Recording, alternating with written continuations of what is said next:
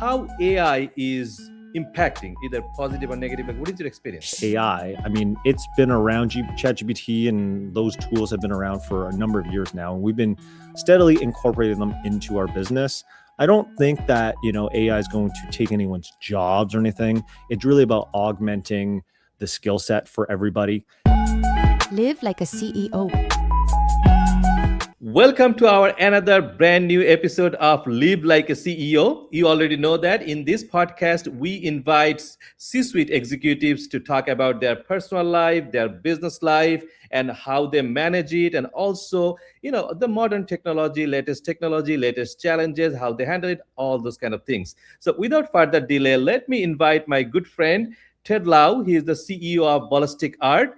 So we in this episode, first, welcome to this podcast, Ted. Thanks, Raju. How's it going? Pretty good. Thank you very much for joining. So, before we talk about your personal life, I would like to know what are your main services from Ballistic Art and how AI is impacting, either positive or negative. Like, what is your experience? Ballistic Arts, my company, we've been running this business for about 24 years. I started in the room above my parents' garage and kind of grew it from there. We are a full service lead generation digital marketing agency, and we help manufacturers, distributors, industrial businesses get qualified sales leads by creating a custom marketing program for their business. So it could be anything from SEO, PPC, it could be things like web, landing pages, website building, video production, branding, email, all of it. Basically, kind of any outreach, whatever it is, we do the full service. And basically what makes us different is that we help our clients look at the net new revenue goals that they're looking at, and we create a custom program to actually help them hit their sales revenue goals, as opposed to just making things look nice. Now, to answer your question around AI, I mean, it's been around. ChatGPT and those tools have been around for a number of years now, and we've been steadily incorporating them into our business. I don't think that, AI is going to take anyone's jobs or anything. It's really about augmenting the skill set for everybody. And what's important is that our team needs to be more efficient with the tools that we have these days. And we actually have a goal that we track on a weekly basis that basically we track how many billable hours that we're saving in terms of work by using AI. And we use a plethora of tools. The ones that you and me might know, like ChatGPT, the households might know, like ChatGPT and Gemini and those kind of tools. But there's a bunch of other tools that we use within certain programs that we use for programming, for ads, for content creation, whatever it might be, that are used specifically for a specific skill set. So like I said, there's a full tool set, a range of AI tools that we use. And it's been actually very, very helpful and powerful for our team so that we can be more efficient and deliver more results for our clients in a more compact amount of time. Perfect. And we are putting, your name, your website, email address, phone number, everything on the screen. So, dear audience, if you need any of the service from Ted, please feel free to directly reach out to him. He will take care of all of your need. So, Ted, you just mentioned that you started from your parents' garage or basement, right? No, it's actually the room above my parents' garage. Yeah. Okay, we called it the game room, basically, where we play piano, play games, watch TV. We called it the game room. It's kind of like the kids area back when we were little kids. And then when me and my sister got older, it got abandoned. And then when I got old enough to start my business after college, that was free space. So that's what we started using. That's awesome. And, not everybody is entrepreneur. Only a small percent of people, in America, Canada, or even Europe, we are entrepreneur. A lot of people are not. So what made you entrepreneur? What inspired you to be entrepreneur? I come from a family of entrepreneurs, but they're all solopreneurs. On my mom's side, my mom is one of 9 kids, and I think 8 of 9 of them have run their businesses. And it could be like, they were a tailor that ran their own tailor shop. My mom was a real estate agent, those kinds of things. And so I always kind of had this in the background of, maybe someday, I will run my own business. But then 9/11 happened. So 9/11 happened, and I wanted again to film. I wanted again to movies and all that kind of stuff. And all my friends were older than me, and they were like, oh yeah, get out of school quick. We'll get you a job in the film industry. It's great. You're going to make a ton of money. 9/11 happens, and for probably 6 months in Vancouver, where I'm from, we are considered Hollywood North, and a lot of the extra production is done up here. But because of 9/11, a lot of that stopped for about 6 months. And as someone in their early 20s, 6 months is a long time, and you're trying to get your career going. So I was freelancing, I was volunteering and all those kinds of things. And I bumped into a guy who, on an indie film shoot, who was the quote unquote director for this indie film shoot. They needed an extra cameraman. They needed someone to do editing. And I ended up kind of joining this hodgepodge crew doing this indie film, and we're going to submit it to film festivals. And at the end of it, that movie was terrible, by the way, but we ended up becoming business partners. The director was like, hey, we work really well together. Would you want to start a business together? And I remember thinking like, sure, how hard could it be? Right. And we were supposed to be a video production company. And this was back in the day of DVDs and VHS tapes, like $15 DVDs, blank DVDs. And it was a thing.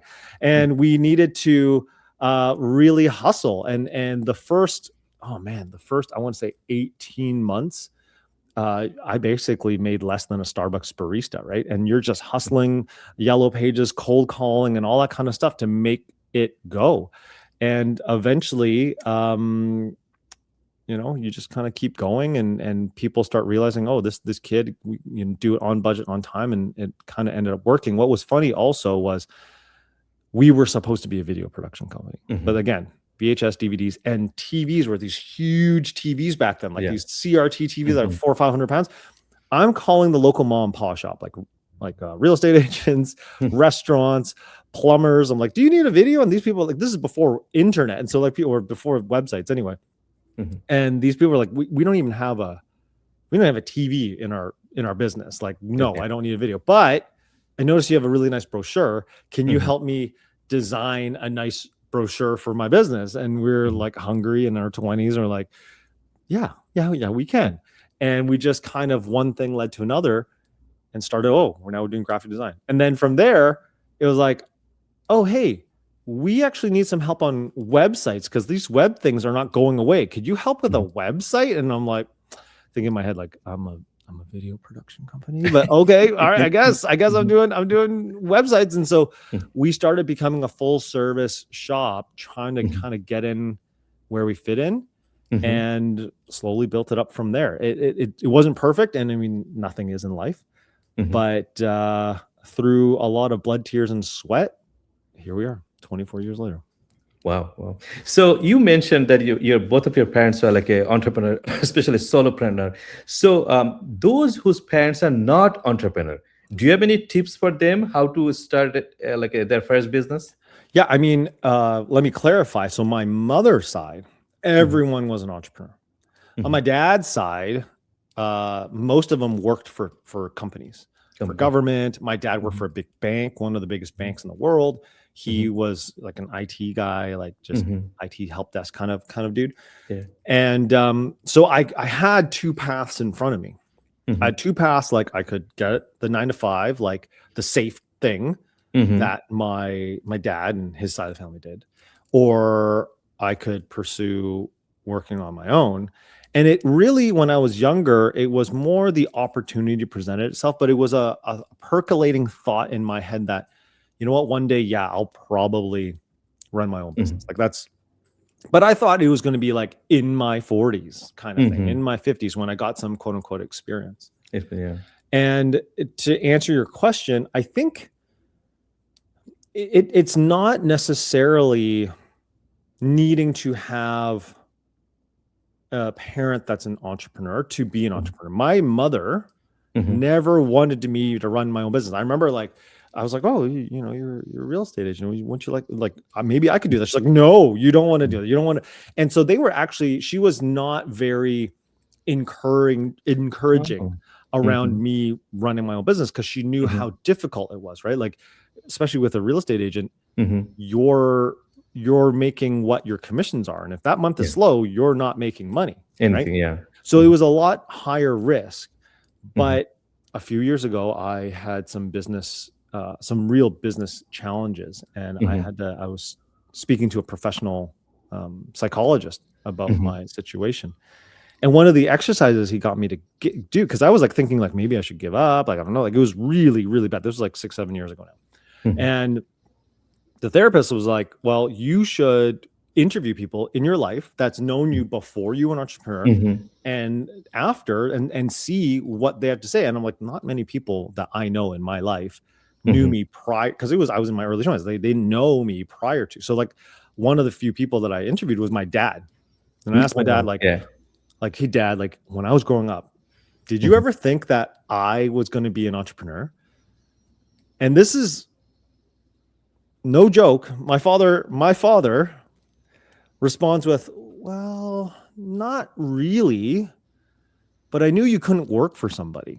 And I'm like, wait, so you're saying that I couldn't work for somebody, but it's either get a job, run my own business, or become homeless. Like either it's entrepreneur or nothing. And he's like, pretty much, right? So like he knew that I had this kind of rebellious streak in my vein, and it was in my blood, and it was very much he just couldn't envision me taking orders from anybody. I was fairly rebellious when I was younger.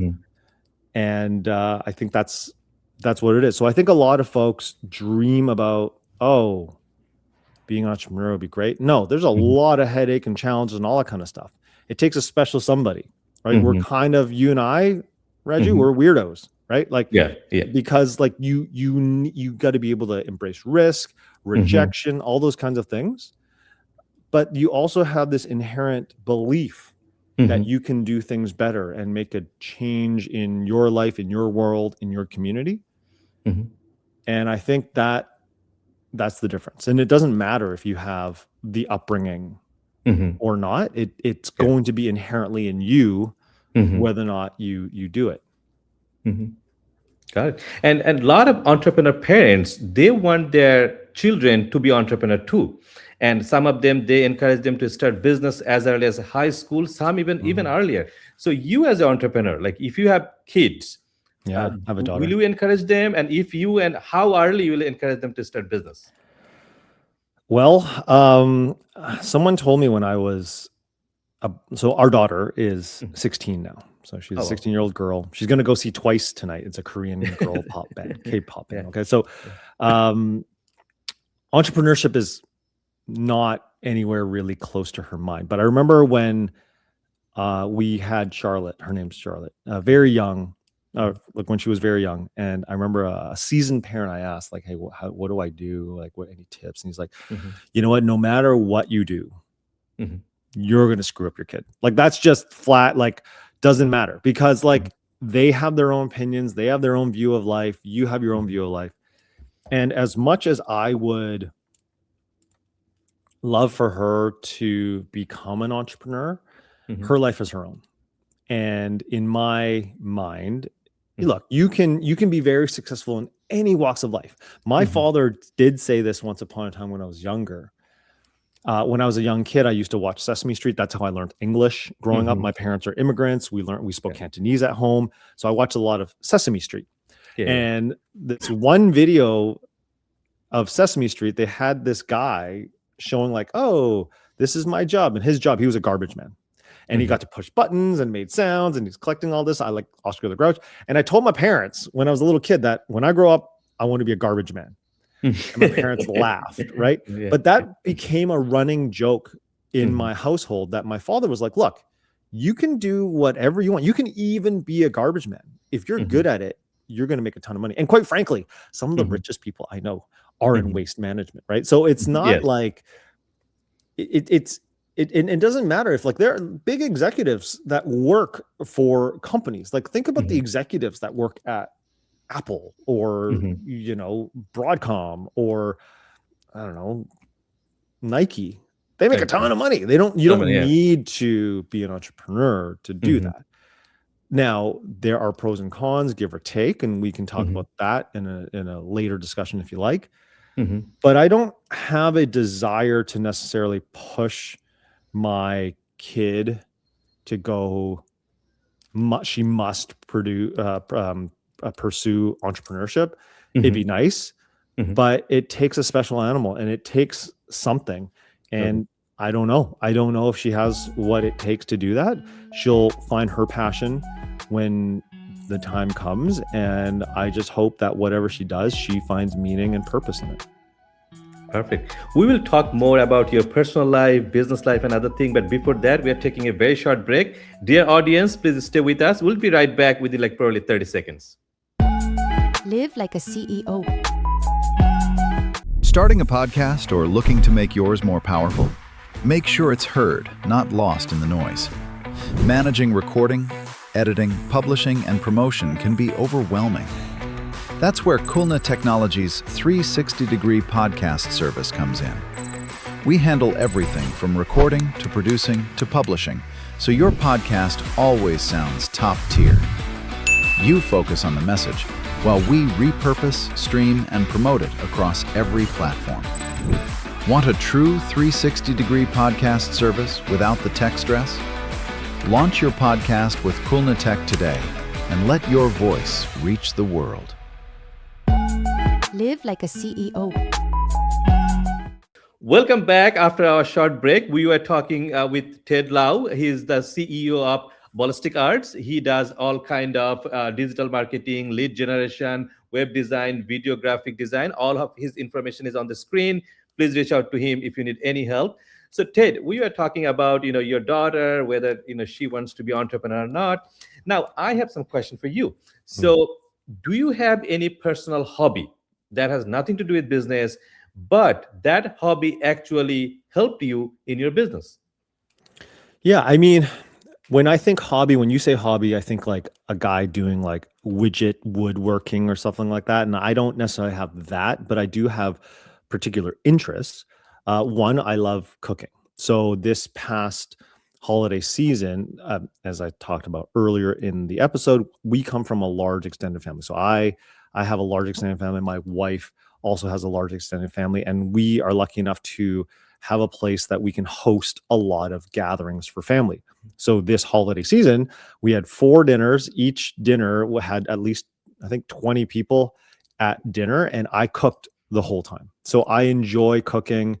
I also do a lot of exercise. I work out a lot. We have a gym in the house and sauna and we cold showers, all that kind of stuff. So like health is something.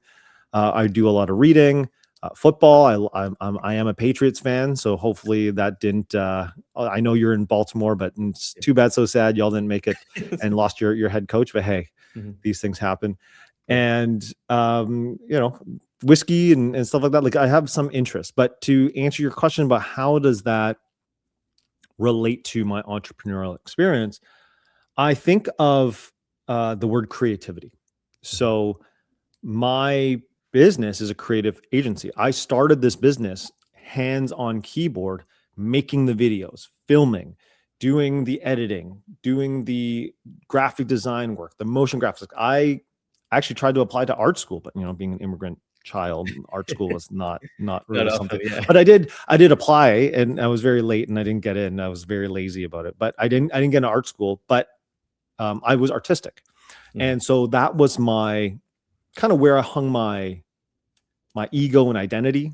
Right, that's Ted is creative, and when the agency got to a certain size, it was like Ted is not as creative as he should be and could be. And quite frankly, the agency does not need Ted to be creative. We can hire creative professionals. We need Ted to lead. And there was a time in my early 30s, so about 10 years into the business, where I felt a little bit lost because my identity was very much tied to being a creative professional. And I was able to find outlets of how to be creative in other aspects. I sit on boards. I sit on 4 boards. I do a ton of cooking, and a lot of that creative energy that I have is now inputted there. And a lot of the times, like especially when I'm sitting on boards, I get a lot of collaboration out of those meetings. And those meetings and the collaboration, the creativity actually helps provide some input into solving particular business issues or gives me insight on how to address a particular challenge that I might have. And I found that that's very, very helpful. Perfect. And there's two groups of people. One group, they call it work-life balance. They kind of keep it separately, like a personal and private life. And another group of people, they call it work-life harmony. They kind of mix and match with each other. So which group you belong and why, and what do you recommend? Well, I've never heard of work-life harmony, but I think I would be more aligned to that. The work-life balance piece doesn't work for me.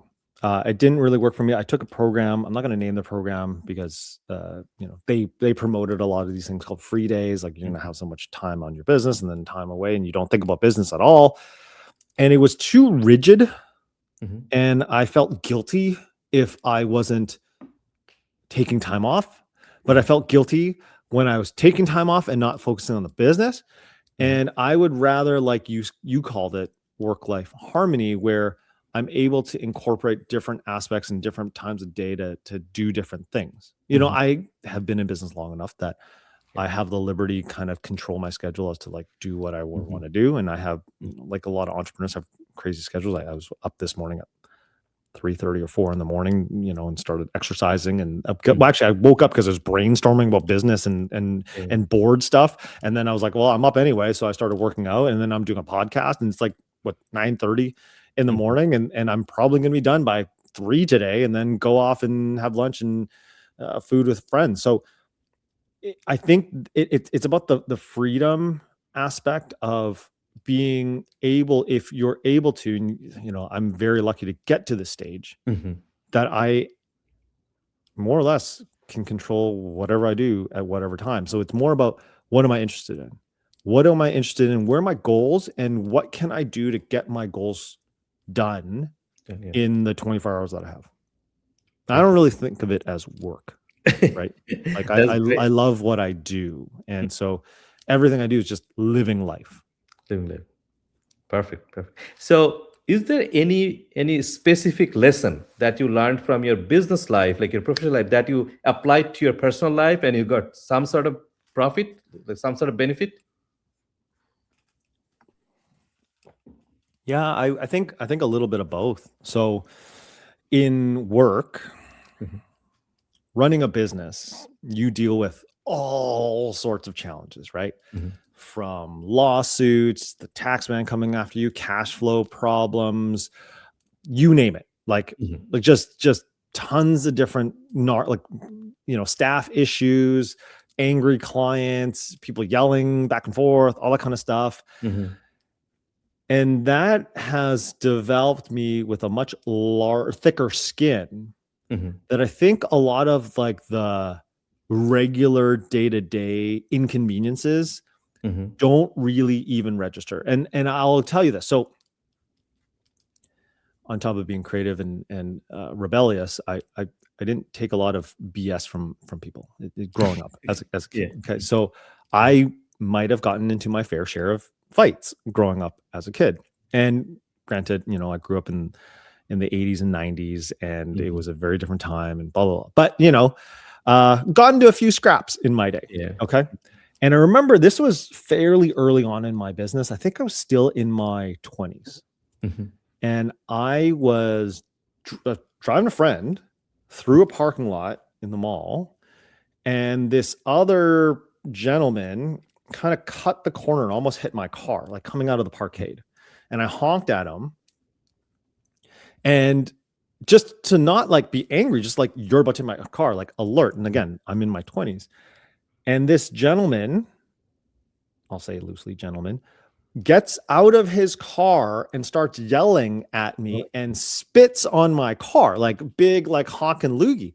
Oh my goodness. And then he sits back and looks at me like death stare and drives off. And I remember, this is again in my 20s, but I'm thinking now like kind of 10, 13 years later from my youth, like the guy had already driven off and I was kind of like, and then and I kind of moved on. And I remember telling my friend, like, who I knew in high school, I'm like, the most surprising thing of that was I just kind of, it didn't even register me that to be insulted, or I was kind of like, I'm too busy thinking about all this other stuff at work that this guy doing his thing didn't really even faze me. And my friend was like, yeah, it's because you have so many things that you're dealing with. Like this is little, like this little, it's an inconvenience more than anything else. It's not like a big insult or whatever. And the dude was already gone. And I think about this too, like in traffic, people cut off, or like you're stuck in rush hour. Like it's a thing. No one likes it, but I have bigger problems to contend with. And these little things aren't such a big deal. Inconveniences about, like, sure, we all complain that there's inflation and there's this, social media and this and that. That doesn't even register for me because I'm like, I have payroll. I gotta deal with like all these clients that I gotta deliver results on, or else they're gonna be super unhappy. That's what matters, right? I created a fund for between me and my wife, Marissa. We created the Dream Spark Initiative Fund, and it's a fund to help young entrepreneurs that want to start their business. Maybe they're a little bit challenged, and like I had a goal to start this fund, and now I have a goal to get it to $100,000 so that like it can continue seeding young entrepreneurs. I don't have time to think about the other things, right? So I think it's caused this bigger, thicker skin that some of the little stuff it doesn't really matter. Yeah.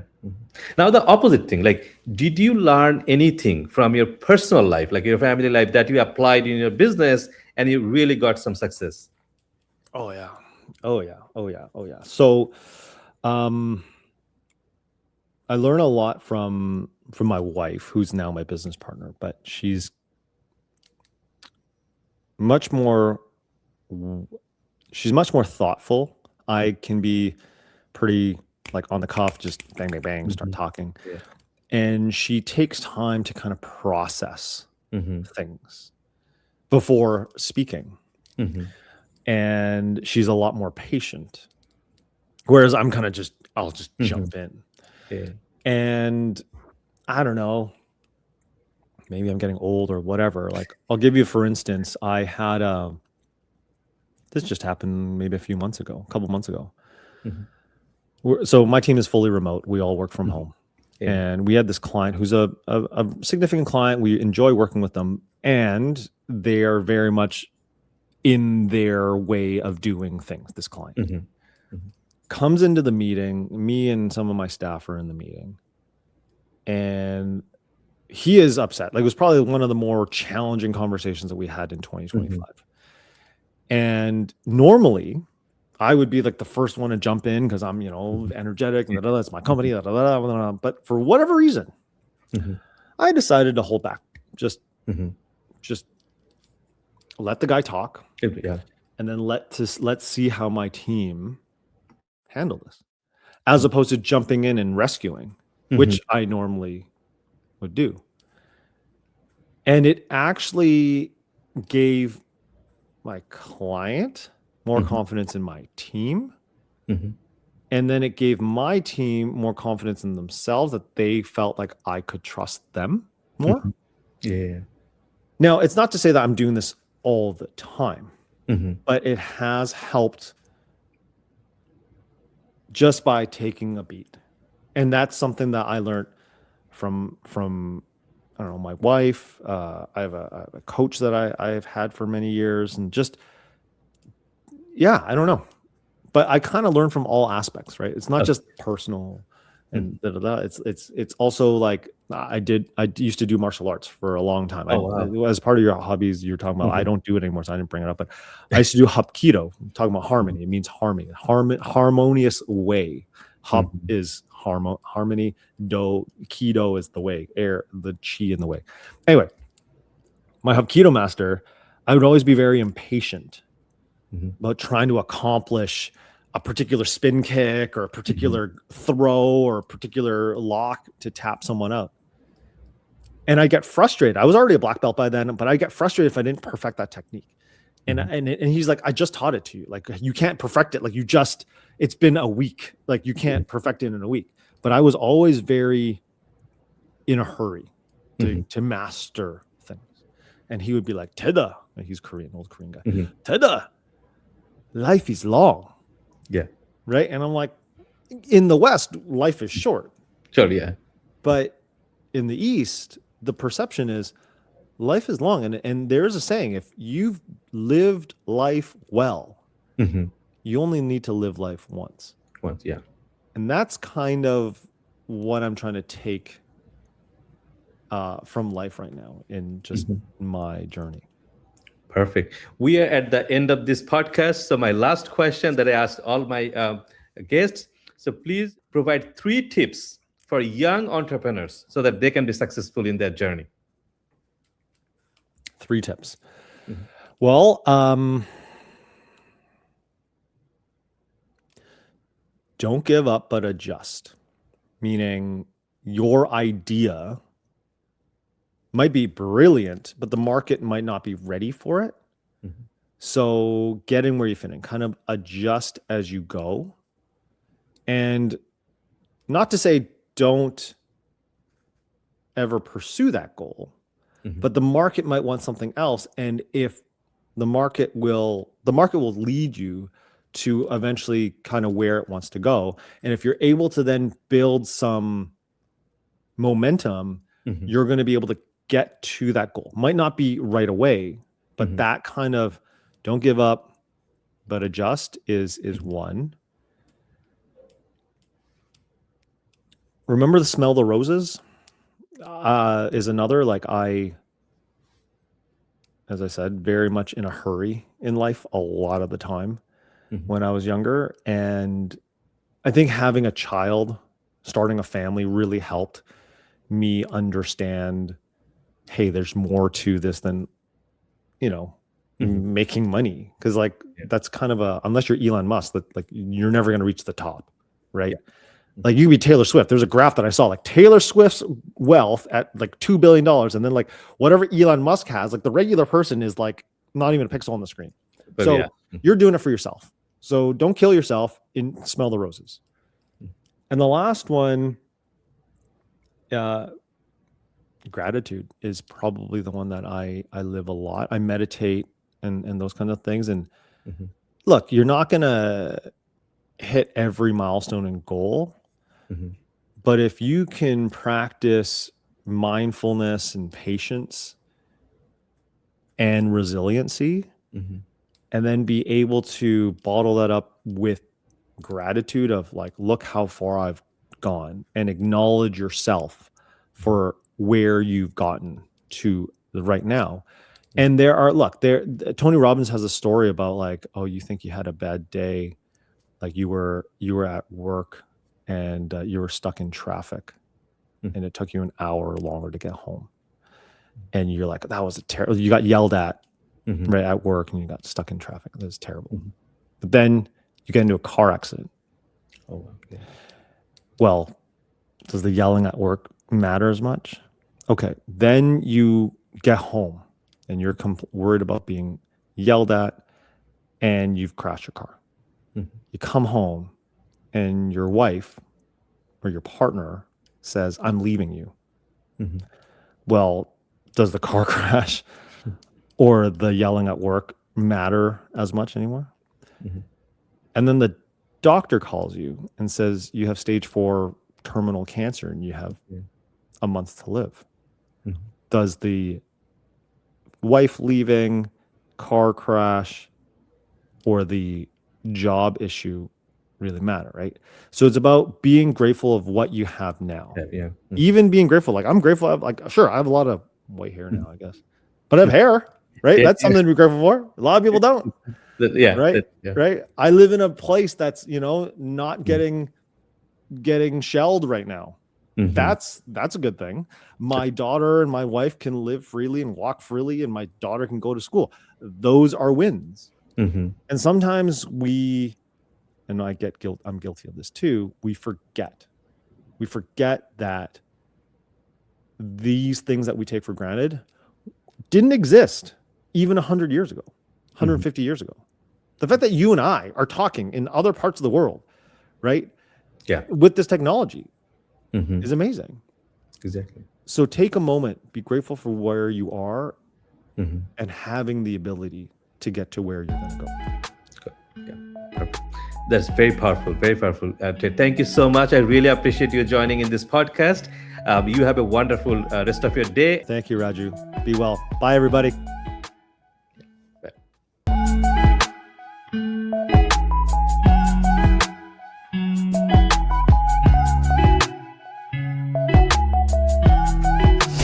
Live like a CEO.